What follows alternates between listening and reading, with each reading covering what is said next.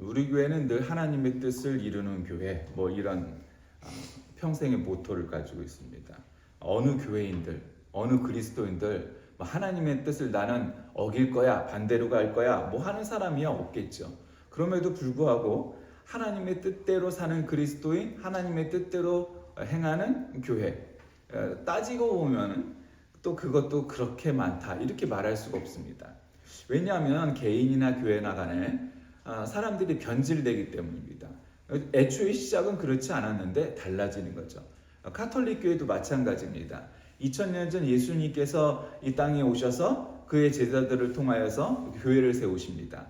베드로가 아니라 12제자들을 통하여 12제자뿐만 아니라 70문도 그리고 그 이상의 많은 따르는 그리스도인들을 통하여 교회를 세우시죠. 이걸 예수님이 직접 세웠느냐? 직접 세운 건 아니지만 예수님으로 인하여서 제자들이 세운 겁니다. 근데 이제 그것도 우리 오늘부터 교회를 건립하자, 창립하자, 설립하자, 개척하자 이런 게 아니고 예수님을 따르는 무리들이 모이게 되니까 부활을 기념하다 보니까 그것이 주일 예배가 되고 모인 무리가 교회가 된 거죠. 그러니까 애초에는 예배당도 없었어요. 그러니까 여러분 우리가 착각하지 말아야 될 건 모든 교회는 교회당, 예배당이 있어야 교회다라고 말해서 마치 국가의 3요소가 국민, 국토, 국권 라고 말하는 것처럼 교회의 3요소도 목사, 교인, 예배당 이렇게 생각하는 분들이 가끔인데 아니라는 거죠. 예배당 없었어요. 원래 예배당 있던 교회가 없었어요. 근데 차츰 가능하면 우리가 전용으로 사용할 만한 교회가 있으면 예배당이 있으면 좋겠다 싶어서 예배당을 만들기 시작했고 이제 수백 년 수천 년이 지나니까 당연히 교회는 예배당이 있는 카톨릭으로 얘기하면 성당이 있는 그런 예배를 드릴 수 있는 공간과 장소가 있는 것이 교회인 것처럼 우리가 인식을 하게 됐지만 원래 교회는 예배당이 없었어요. 그 예배당이 없어도 교회는 얼마든지 성립을 해요. 오늘날에도 한국교회가 학교 대강당이라든가 체육관이라든가 이런 공용시설들을 우리가 활용을 해서 주일마다 모이는 건 그걸로 대체하고 나머지는 또 다른 용도로 헌금을 활용하는 그런 교회들도 많이 늘어나고 있지 않습니까? 그런 이유가 뭐예요? 아주 멋있는 건물 짓는 거 좋죠. 화려하고 크고 그런 것들도 주간 안에 활용을 해야 되는데 활용 잘하는 교회들도 있지만 대부분의 교회들은 사실 일주일 동안 거의 내내 문 닫고 있다. 예배 드릴 때만 활용하는 요소로 쓰기 때문에 그 예배당이 아깝다라든가 활용을 잘 못한다라든가 그런 비판에 직면한 적도 있었고 그런 저런 이유 때문에 비용도 많이 발생하고 이런 이유가 있었죠. 그래서 오늘날에는 오히려 초대교회처럼 자체 건물을 따로 갖지 않고 빌려서 예배를 드리는 그런 형식의 교회들도 얼마든지 있습니다. 어쨌든 그래서 카톨릭은 애초에는 하나님의 뜻대로 예수님의 뜻대로 교회가 시작이 되었는데 문제는 처음에는 여러 핍박을 받았어요. 로마에서 인정받기까지 300여 년이 걸렸죠. 공인받기까지. 근데 공인받은 이후에도 황제도 예수 안 믿었어요. 그러다가 이제 나중에 그 공인한 황제가 죽을 때가 돼서야 비로소 세례를 받았어요. 그러니까 그 공인을 했어도 이미 자기는 이제껏 믿어왔던 자기의 그 잡신, 이방신, 태양신 이런 거 믿다가 나중에야 죽을 때 되니까 그래도 보험 하나 들어둘까 그런 심정으로 세례받았단 말이에요. 그리고 나중에는 국교가 되죠. 더 세월이 흘러서. 여기서부터 사실 문제가 시작되는 거예요. 핍박을 받을 때 교회는 타락할래야 타락할 수도 변질돼야 변질될 수도 없었어요. 왜? 핍박을 받으니까요. 어려움이 있었기 때문에 그들이 오히려 정말 순전한 믿음으로 수백 년 동안을 잘 지켰어요. 물론 개개인은 밑으로 나가는 사람도 있었겠죠. 그러나 교회 전체는 그렇지 않았어요. 근데 이제 문제는 로마에서 국교로 인정되니까 로마 제국의 시대였다 보니 로마뿐만 아니라 그 주변의 나라들에게도 큰 영향을 미치는 거예요. 그러니까 로마가 국교를 인정할 당시에 로마 시민의, 로마 국민의 80% 이상이 기독교 신자가 되었다는 거예요. 대단한 속도죠. 지금 우리 한국 교회도 대단한 속도로 기독교인들이 늘었다고 말하지만 아직은 로마에 비할 수준은 아닌 거예요. 그만큼 로마에는 그리스도인들이 늘었고 국교가 됐습니다. 이제 문제는 그때부터 시작됐습니다. 카톨릭이라는 것은 이제 대교 5대 본산 교회가 있었잖아요. 원래 초기 교회 시대 때 예루살렘, 안디옥, 알렉산드리아, 콘스탄티노플, 로마. 그 중에서 이제 끝까지 많이 살아남은 게 콘스탄티노플의 동방 정교회, 정통교회라는 데하고 서방 로마 가톨릭 교회라는 데가 살아남고 나머지는 아주 크지는 못했죠. 지금 현재. 근데 어쨌든 이 두 교회가 이제 그 밑에 대교구, 교구, 그다음에 본당 뭐 이런 식으로 이제 교구 체제를 전부 이뤘단 말이에요. 그러니까 이제 문제는 뭐냐면 그게 굉장히 조직적으로 했다. 예, 조직적으로 잘했죠. 문제는 이제 거기에서 그런 중앙집권적 요소가 부패를 일삼게 되는 거죠. 국가나 교회나 중앙집권적 요소라는 건 굉장히 효율성이 있어요. 한 방이 되죠. 그러니까 장군 대통령 시절에 경제가 잘못돼요? 안 돼요. 왜냐하면 기업도 뭐 관료도 손에 꽉 잡고 너 잘못하면 죽어 그러고 촛불을 들이대니까 그냥 그 계획대로 잘 실현이 돼가는 거예요. 근데 그게 민주주의냐 자본주의냐 그렇게 따지면 그건 아니죠. 근데 어쨌든 경제가 잘 성장을 해요. 뭐 그때는 우리가 못 살았으니까 성장도 할 수밖에 없는 때였지만 뭐 대통령과 정부의 손아귀에서 벗어날 수가 없으니까 계획대로 돼가는 거예요. 물론 계획대로 해도 북한은 경제 안 되지만 그러니까 그렇게 해가지고 경제가 발전한 거예요. 그러니까 그런 점은 있죠. 근데 중앙집권의 문제는 거기서부터 부패하기 시작을 해요. 그러니까 개인 사제나 뭐 간에 뭐 제도적으로 뭐 첩도 두고 처도 두고 자식도 있고 재산도 늘리고 심지어는 이자 놀이도 하고 그런 사제들도 늘어나게 시작을 하는 거죠. 어마어마하게 돼요. 그리고 정치적으로도 교황 앞에 무릎을 꿇었던 카노사의 굴욕의 그 사건처럼 왕들도 교황을 어쩔 수가 없었어요. 그 얘기는 뭐예요? 영주들이 대주교나 주교 앞에서 꼼짝 못했다는 얘기죠. 당연히. 그러니 왕도 안 무서워하는 사람이 있다는 건 어떤 얘기예요? 무소불위라는 얘기예요. 한마디로 얘기해서. 그러니까 얼마나 많은 비리, 불이 이런 것들이 생겼겠어요. 그러니 문제가 발생한 거예요. 그래서 종교개혁이라는 게 시작이 된 거죠. 종교개혁을 통해서 카톨릭 교회가 이제 다시 우리 프로테스탄트 개혁교회와 개신교회와 이제 로마 카톨릭으로 나뉘게 된 거죠. 그러니까 그것이 종교개혁의 시발이었어요. 그러면 오늘날의 개신교회, 개혁교회는 그 정신이 합당하냐? 그거는 좀 생각을 해봐야 될 것 같아요. 그러니까 우리가 다시 로마 가톨릭처럼 돼야 되냐? 그건 아니에요. 로마 가톨릭 교회는 여러 가지 문제가 있었어요. 그리고 지금도 신학적인 문제가 있어요. 이를테면 그네들이 말하는 전승과 뭐 이런 거, 전승이라는 건 전통을 얘기하는 거예요. 전승과 성경이에요. 그러니까 말이 안 되는 거죠. 성경보다 더 중요한 게 카톨릭계는 있는 거예요. 그게 이제 우리하고는 다른 거죠. 우리는 오직 성경이죠. 성경이 최고의 헌법이에요. 말하자면. 근데 카톨릭은 성경과 동등한 전승이 있는 거예요. 전통이 있는 거예요. 그러니까 지금 그 성경 말씀 이외의 것들도 얼마든지 받아들일 수 있는 거예요. 왜냐면 그게 전승이라는 이름으로. 근데 여러분 전승 혹은 전통이라는 건 항상 옳은 것도 아니고 시대와 공간에 따라서 변화되는 거예요. 변화가 된다는 건 좋은 의미의 이름이지만 그것이 변질된다면 어떻게 되겠어요? 그건 문제가 크죠. 그 변화가 될 거냐 변질될 거냐 사람이 확신을 할 수는 없는 얘기예요.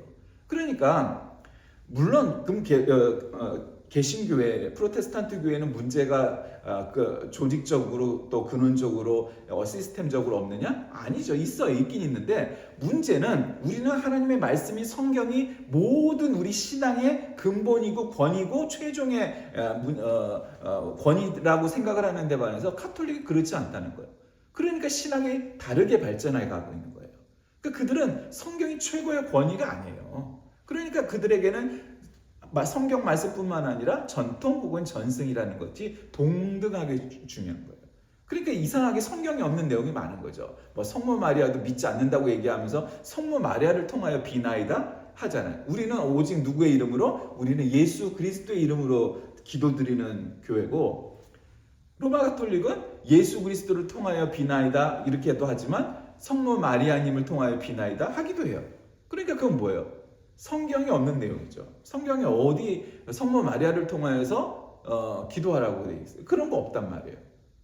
다만 어쨌든 그것까지 가면 또 신학적으로 길어지니까 그런 이유 때문에 종교개혁을 하게 된 거죠. 그러나 오늘날 우리에게도 문제가 있어요. 여러 가지가 있어요. 로마 가톨릭이 처음에 핍박을 받을 때는 정말 좋은 교회가 되기 위해서 있었지만 국교화가 되고 세계화가 된 이후에는 그 권력과 기득권을 이용하여서 부패하고 변질되기 시작했던 것처럼 오늘날 한국교회도 그런 요소가 발견되기 시작해요. 이것이 하루 이틀에 해결될 문제는 아니지만 제가 믿는 건 한국교회에는 굉장히 좋은 가능성이 있어요. 이를테면 1910년대 우리나라에서 불었던 대각성 운동이 있었죠. 그래서 뭐 길선주니 뭐 손양원이니 뭐 하여튼 뭐 기타 등등 뭐 이성복 목사님 우리 교단에 우리나라 최고의 부흥사가 이성복 목사님 아닙니까? 그런 분들이 다 왜 나와요? 1910년대 대각성 운동을 통하여서 이 한국교회가 부흥의 불길이 불타올란 거예요. 그래서 아주 훌륭한 목회자, 장로, 신자들이 어마어마하게 나타났어요. 그때는 지금처럼 교인이 많지 않았지만 이건 다 알곡 신자, 제대로 된 신자, 목숨을 거는 신자들이었던 거예요. 그러니까 오늘날 같은 이런 날라리 신자들, 나이롱 신자들 아니고 썬데이 크리스천 아니고 진짜 좋은 신자들이 많이 나타났어요. 그랬던 교회이기 때문에 언젠가는 한국교회도 그런 부흥의 불길이 대각성의 시대가 올 거다. 그러는 저는 그런 믿음이 있습니다. 분명히 그렇게 될 거예요.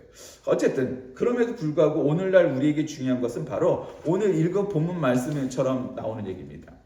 이 본문 말씀 전에 예수님께서 사두개인들에게 부활하고 나면은 하나님 나라 천국에 가면은 그러면 우리 마누라 우리 남편하고 다시 뭐 결혼하나요? 남자가 여자가 어쩌고 뭐 부활하면 어쩌고 뭐 그러니까 뭐 이런 얘기를 하다 보니까 사두개인은 부활이 없다고 원래 믿는 자들이잖아요. 그래서 사두개인이란 거 이를테면 정치인들이에요. 관료예요. 그러니까 그들은 굉장히 현실적인 인간들이란 말이죠. 야, 부활이 어딨어? 그냥 우리는 하나님 믿고 죽으면 하나님 나라 가는 것 뿐이야. 이렇게 믿던 사람들이에요. 유대교인들이니까. 그러니까 그런 사람들하고 있을 때 율법사가 예수를 시험하여서 선생님, 율법 중에서 어느 계명이 크니까? 그러니까 내 마음을 다하고 목숨을 다하고 힘을 다하여 하나님을 사랑하라 하셨는데 이것이 크고 첫째 되는 계명이요. 둘째도 그와 같으니 내 이웃을 자신과 같이 사랑하라 하셨으니 이 두 계명이 온 율법과 선지자의 강령이니라. 성경마다 조금씩 표현은 다르지만 다 이렇게 되겠죠. 하나님 사랑, 사람 사랑. 이게 이 두 가지가 그리스도의 근본이에요. 그래서 기독교를 한 단어로 응축을 하면 사랑. 뭐 이거를 우리가 부인할 사람이었으면 불교의 인자, 뭐 이런 것처럼 그다음에 뭐 유교의 인, 뭐 인의의 이런 것처럼 그 기독교는 사랑이에요. 근데 그게 어떤 사랑이냐? 하나님 사랑, 사람 사랑이에요. 그러니까 이런 얘기를 하면은 이게 이제 오늘날 사람들의 가치관과 엇갈리는 거죠. 오늘날 현대인들에게는 뭐가 제일 중요하냐 물어보면 사실 나 사랑, 자기 사랑, 셀프 러브야. 나를 사랑하는 거야. 나. 그러니까 왜 예수님께서 그리고 성경에서 하나님 사랑, 사람 사랑, 이 사람 사랑이라는 건 타인 사랑이지 내 자신을 얘기하는 건 아니니까 타자를 왜 사랑하라고 말씀하셨을까요?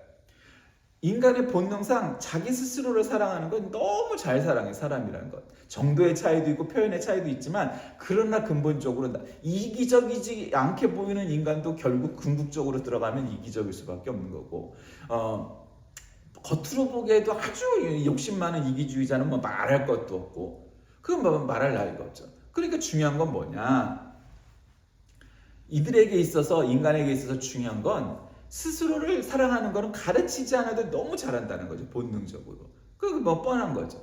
그러니까 예수님께서 사람에게 가르치실 때 하나님 사랑, 사람 사랑해라. 그것이 성경에 그리고 하나님의 뜻이다. 이렇게 말씀하신 거예요. 그러니까 그게 가장 큰 하나님의 사랑이에요. 근데 이제 우리는 거기다 뭔가 자꾸 덧붙이죠. 전통도 덧붙이고 관습도 덧붙이고 뭐 어쩌고도 덧붙이고.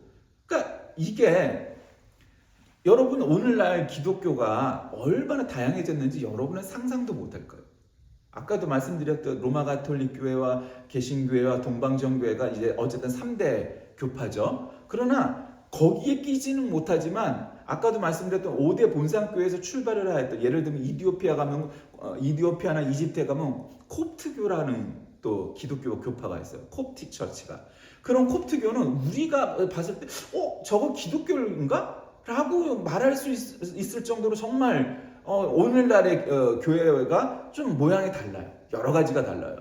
그리고 다른 데로 가면은 그렇게 옛날에 아리우스교라고 이단으로 된 그런 교가 중국에 들어서 경교, 네스토리우스교, 아리우스 뭐 이런 이단 종파들이 있었기 때문에 거기서부터 흘러내려간 그 교회라고 기독교라고 얘기하지만 이 기독교일까 의심을 할 만큼 굉장히 다양한 스펙트럼을 가진 교파가 상당히 꽤 있어요. 그런 교파를 제하고라도 뭐 우리가 정통이라고 인정하는 그런 교파만 해도 신학적으로 굉장히 스펙트럼이 넓어요. 아, 이게 기독교지, 뭐 이게 성경이지, 우리가 그렇게 생각하고 믿는다고 해서 그건 뭐 내 생각이고 어쨌든 굉장히 다양하단 말이에요. 그럼 거기에 근본은 뭐냐? 성경이죠. 성경에서 옳다고 인정하면 옳은 거고 아니면 아닌 거예요. 물론 문제는 성경을 해석하고 적용하는데 관점이 조금씩 다를 수 있죠. 그럼 거기에서 그 정신의 그 근본은 뭐냐? 하나님 사랑, 사람 사랑에 이게 도움이 되는 일이냐? 아니냐예요. 그걸로 판단하는 거예요. 야, 이게 정말 하나님 사랑하는데 도움이 되는 일이야? 올바른 일이야? 이게 정말 타자를, 사람을 사랑하는데 이게 마땅한 일이야? 옳은 일이야? 이걸 따지는 거예요. 야, 성경 몇 장 몇 절에 보니까 뭐뭐 하지 말라고 그랬어. 그러니까 너는 그거 하면 안 돼. 만약에 그렇게 따지기 시작하면 구약 성경에서 지금은 지키지도 않고 언급도 하고 설교에도 안 나오는 그런 많은 율법은 어쩔 건데. 그러면 우리는 구약 성경을 안 믿는 건가요? 아니잖아요. 구약 성경도 우리의 성경이잖아요. 근데 왜 구약 성경에서 말하는 그런 해라 하지 마라 하는 것들 우리는 일절 안 지키면서 오징어도 잘 까먹고 고기하고 우유도 같이 먹고 뭐 그러면서 우리는 왜 뭔가 자기에게 꽂힌 것만 그렇게 따져. 아니라 말이죠.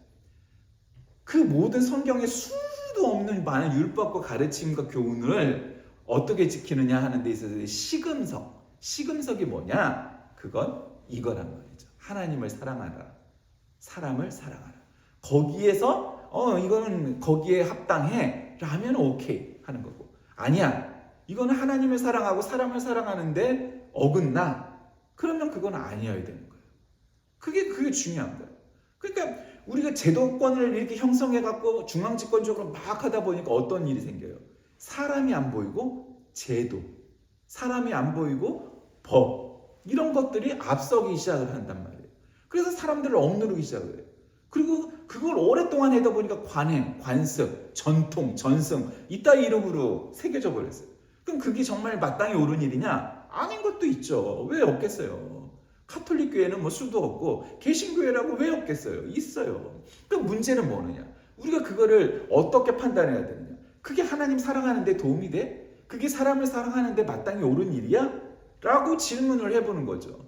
그게 아니다 싶으면 아무리 99%가 옳다, 예스다 해도 아닌 거죠. 아니어야 되는 거예요. 이게 하나님 사랑하는데 아무런 도움도 안 돼. 이게 사람을 사랑하라 말씀하셨는데 그 명령에 하나도 합당하지 않아. 별로 합당하지 않아. 그래도 어쨌든 과반은, 절반 이상은 이거는 그렇게 해서는 안 될 것 같아 라고 한다면 그렇게 생각을 하고 주장을 하고 행동을 할 만한 일이라는 거죠.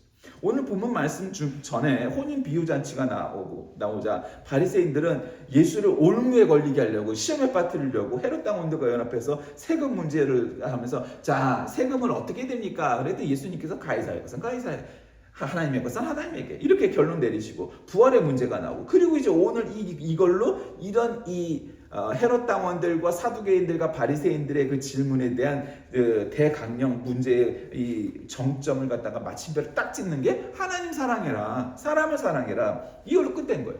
지금 너희들이 하는 짓을 봐라. 너는 나를 아주 시험에 들어갖고 꼬꾸라뜨려서 잡아가고 구속해갖고 죽이고 싶지? 그게 하나님 사랑하는데 도움이 되니? 안 되잖아요. 사람을 사랑하는데 도움이 되니? 아니잖아요.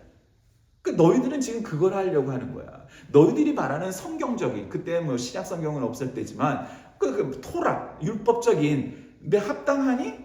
아니야. 니네들이 율법을 많이 한다고 하지만 너희들의 행함은, 지금 너희들의 언행은 율법적이지도 않고 하나님 사랑하는 사람에 합당하지도 않은 건 하나님의 뜻과는 관계가 없어. 왜? 내가 하나님이고 내가 하나님의 아들인 독생자 예수 그리스도인데 너희들이 나를 핍박하고 죽이려고 한다면 그게 어떻게 하나님의 뜻에 부합하겠니? 근데도 지금 그 자들은 야, 우리는 하나님의 뜻대로 저자를 잡아 죽여야 된다? 그렇게 생각하고 있는 거예요.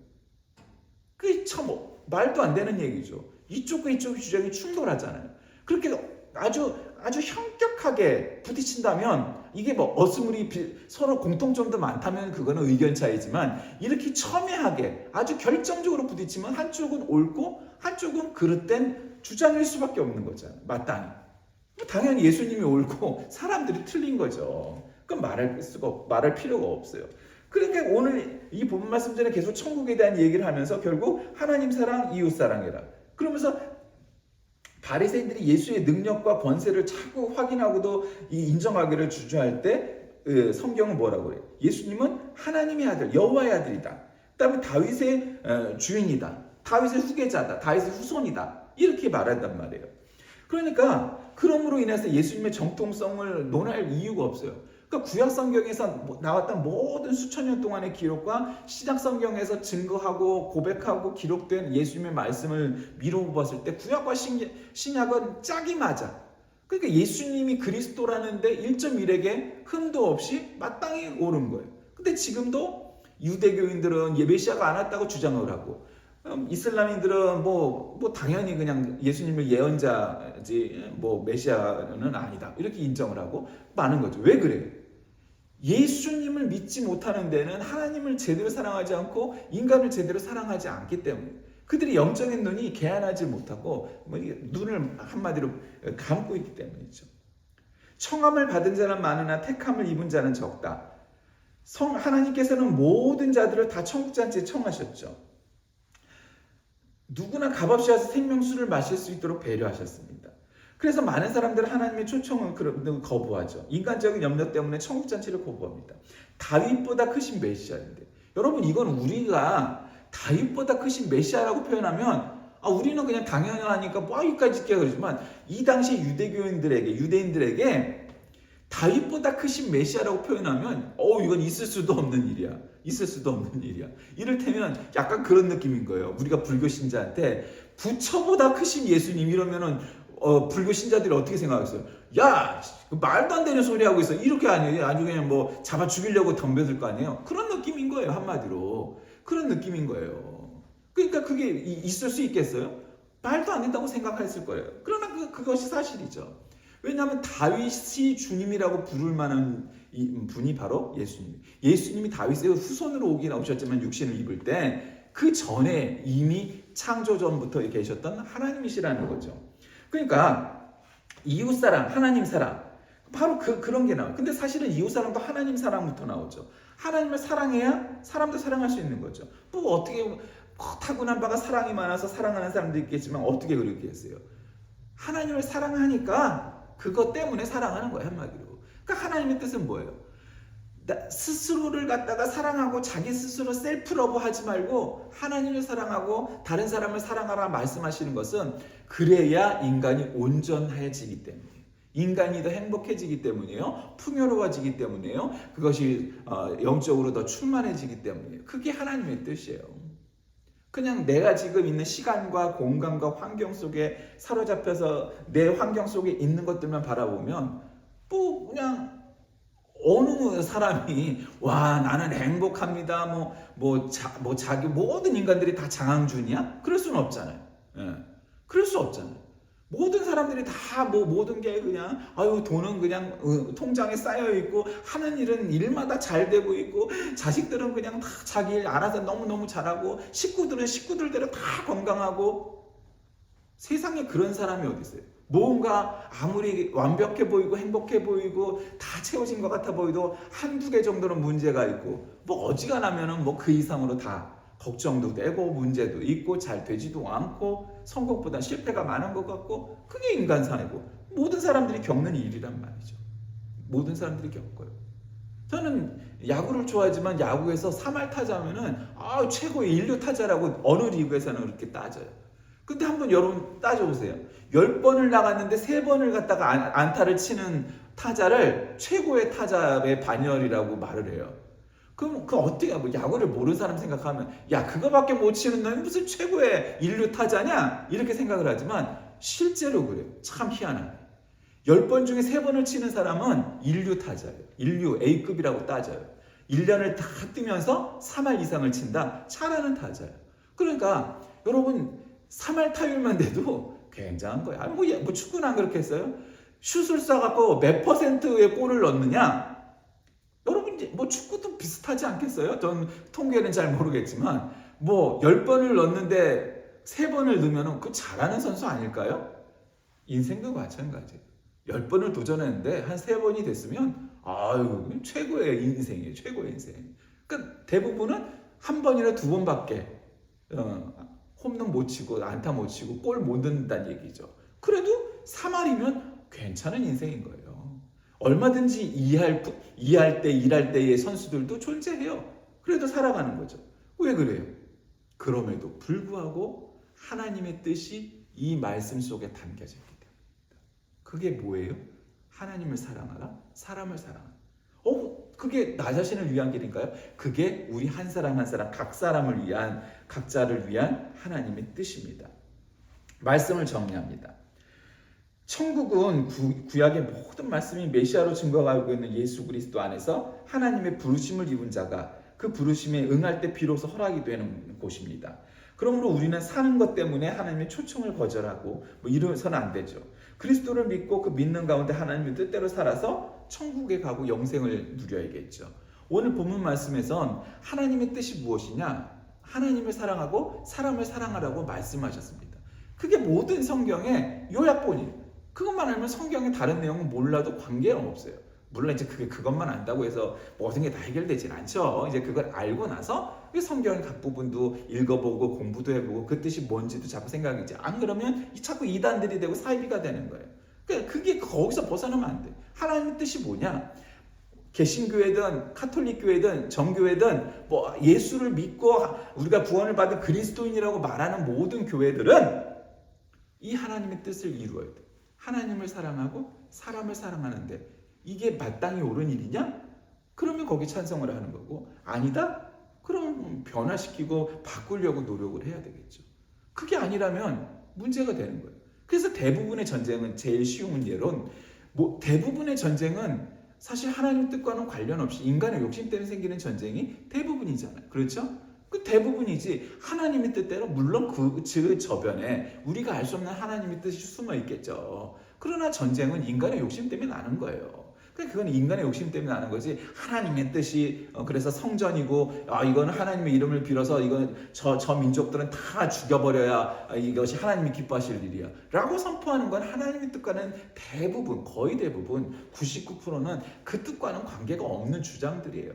어떻게 하나님께서 당신이 사랑하시는 당신의 백성들을 하나님을 믿든 안 믿든 그 사람들을 죽이라고 말씀을 하시고 하겠어요. 불가피한 전쟁도 구약 성경에 보면 가끔 나오죠. 그러나 대부분의 전쟁은 그렇지 않다 이런 거예요. 여러분 하나님의 뜻이 무엇입니까? 하나님을 사랑하고 다른 사람을 사랑하는 것. 그것이 하나님의 뜻입니다.